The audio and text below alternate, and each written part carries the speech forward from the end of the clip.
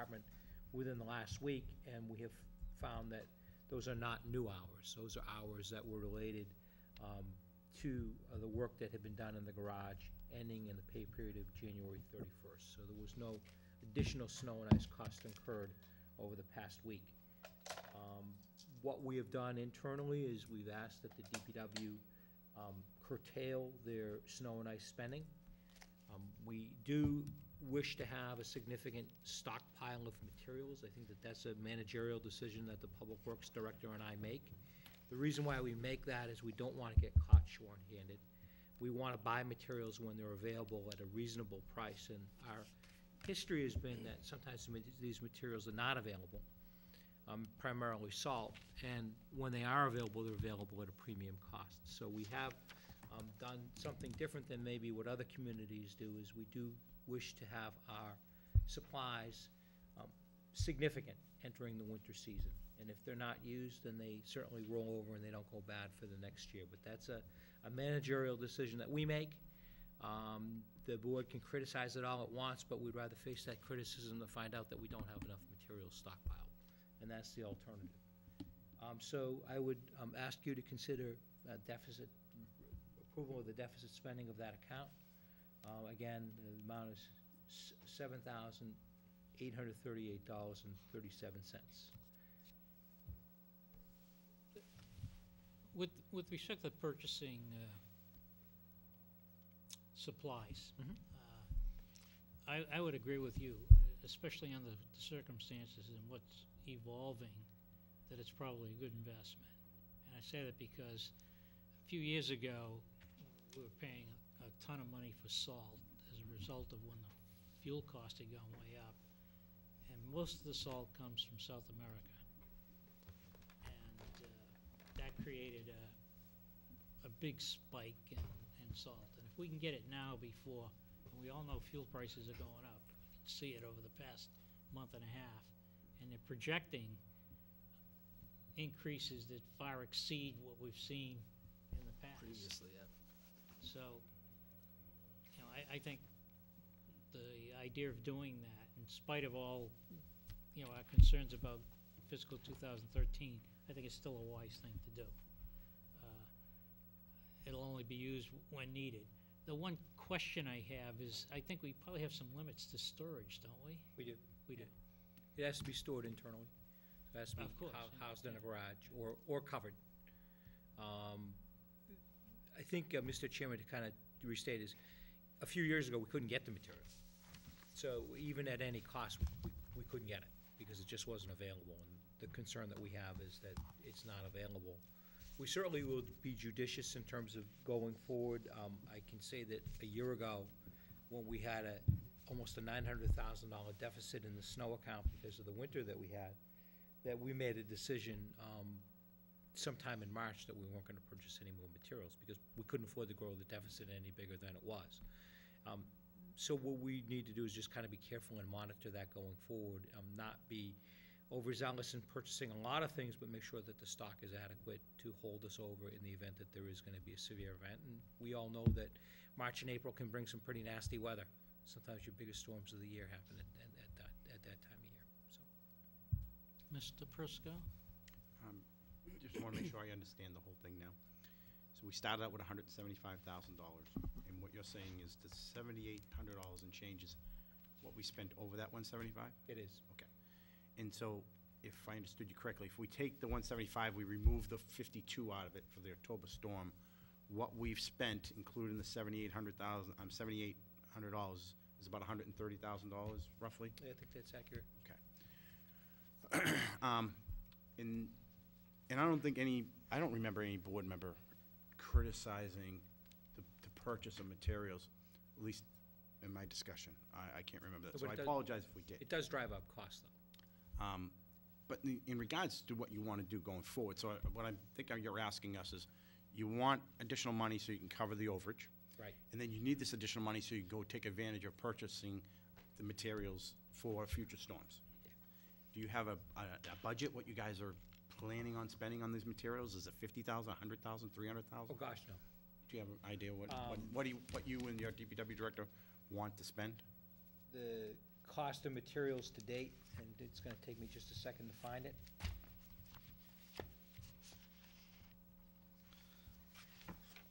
We've already incurred costs and built a stockpile, correct? Yes. That's not part of that 130? No, it's there. Okay, It's in there. It's in there. okay. It's All in right, there. so you're only asking for money then for the overage, and then have some money obviously available so if we have another storm. Well, basically, when we declare, we're not voting on that amount. Right. We're declaring the emergency. Yep. Which allows them to spend money when they need to on snow and ice events. But we can't cap that? No. We can cap it internally, though, through Yeah. management. We certainly can and we will be very careful and pay very It's close. just attention. It's just a Correct. mechanism by Good which the deficit town spending. can meet the needs of the community based upon the events, and then we either pay for it before the fiscal year ends and shift some money around, or we carry it into the next year and rob the cherry sheet, you know.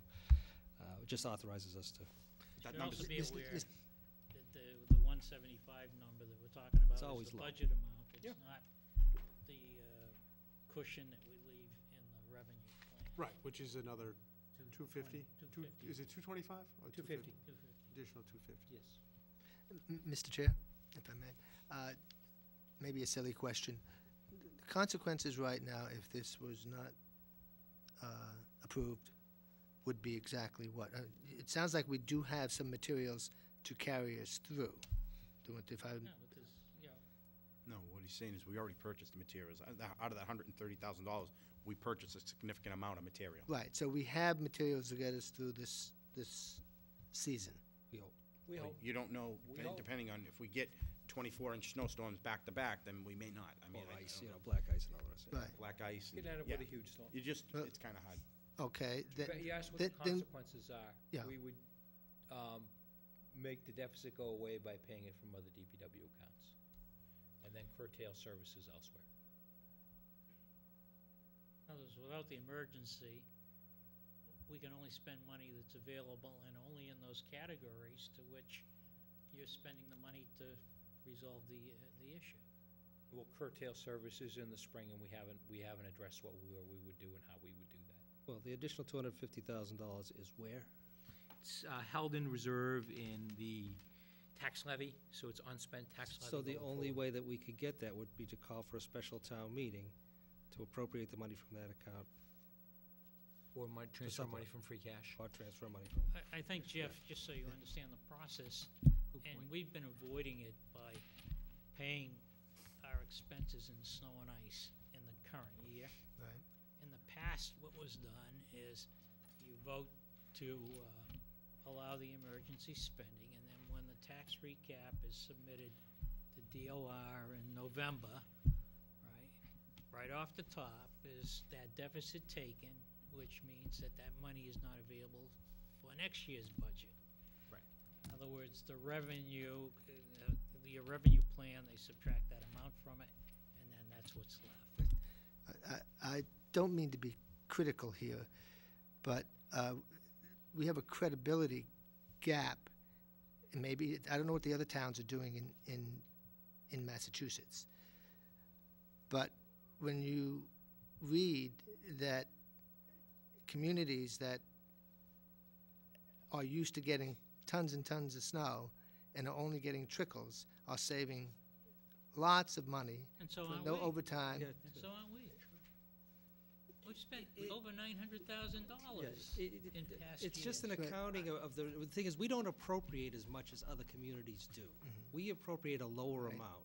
In other words, and then keep monies in reserve in case we need it. Right. Other communities budget up here. You know, they I budget don't the know full that. amount, I yeah, mean, they I budget mean, the full, you're saying a that. much more significant amount and handle it differently. And again, you look at the number of communities that are also taking from the cherry sheet receipts from the upcoming fiscal year, as opposed to what we've been doing over the last few years, where we've reined that in and paid it out of the current revenues.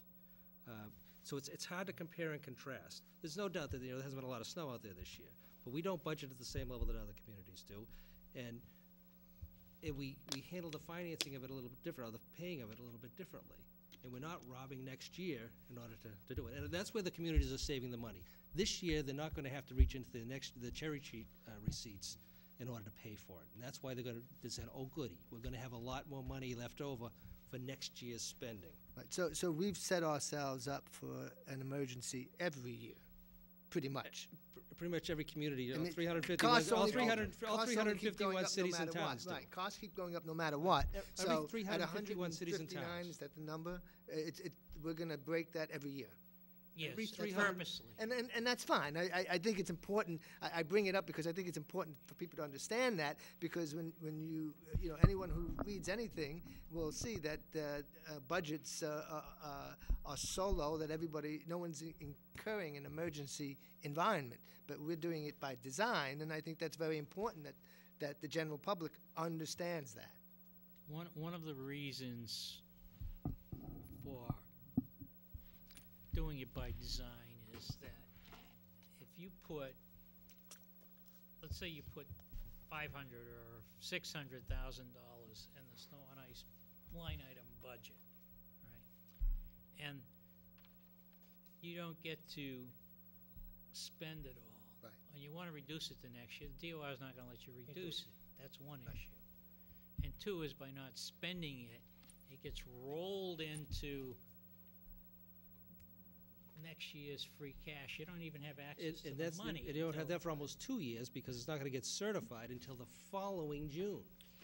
So it's like, you lose the use of those resources for close to a year, if you over budget.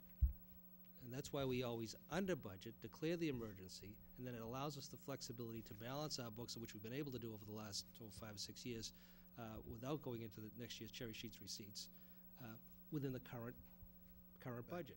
So it allows us that flexibility. That's why we budget low.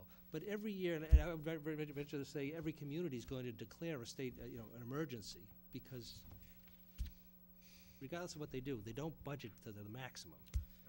And I think For also, the very reason that it ties up the funds for almost 2 years. and over the past couple Very of good point. years, we've increased the amount that we're holding in reserve, just so that. Greg's been trying to get your attention. Yes, I'm sorry. No, I think I can appreciate Jeff's concerns, and we would not have a problem, would not be here, but for that October storm. That's true. We handled that October storm differently than some of our neighboring communities, by way of the fact that if you drive through Reading or Andover, they did not pick up any of the brush after the storm from private property. And you drive through those communities, there's still a lot of that stuff that's lying around on the side of the streets, and I don't know what people are gonna do with it. Keep in mind that we incurred almost $53,000 in costs just related to that thing, and that was a decision that we made, that we ran through the board, that we felt comfortable that the citizens in the community would appreciate that high level of service. There's a cost to that, but I think overall, we handled it differently than many of our other communities that chose to ignore that problem. Yeah, but Greg, the point is, that I tried to bring up earlier, is you put that aside, we still spent over $130,000 after October. And we have not had a tremendous amount of snow. Hence why, when this discussion came up at our last meeting, the numbers were far different than what we're talking about today. I think, You did go back and you made the adjustments based on some of the questions we had on spending, and I think that's great that now we have some control. And it seems like we're probably a little more organized now, but I would say going forward, I'll just put all my cards on the table. I don't expect the burn rate to be at what the burn rate's been if we don't see another drop of snow for the rest of the year.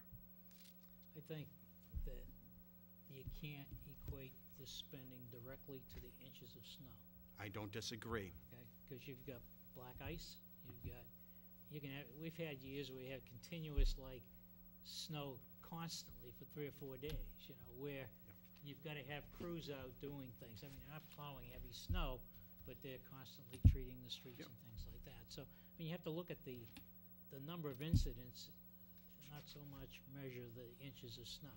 Of course, I agree with you. I just. In that, I would never, ever question that once. But I think last time we had our Board of Selectmen meeting, we were in a bad place. And I hope we're not headed there now. Mr. Chair? Mr. Madam Yule. Mayor, I get a question on how. With regard to the 60 hours of overtime that was appearing in that recent time frame. And it turned out it was for the week ending January 31st.